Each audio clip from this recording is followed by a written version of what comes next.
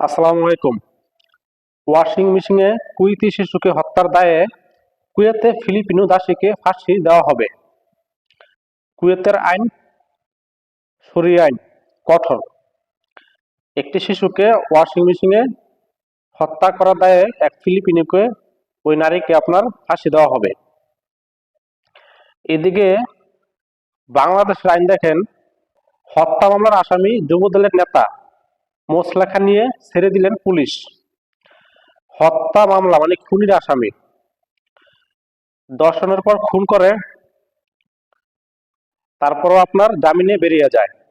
আমাদের বাংলাদেশে শরিয়া আইন প্রয়োজন, তা না হলে হত্যা খুন এগুলা দিনের পর দিন আপনার বাড়তেছে, কমতেছে না। যখন আপনার শরিয়া আইন থাকবে, যে একটাকে ধরে ফাঁসি দেওয়া হবে, তাহলে এটা দেখে অন্য কোনো কেউ সাহস পাবে না এই জঘন্য হত্যা করতে।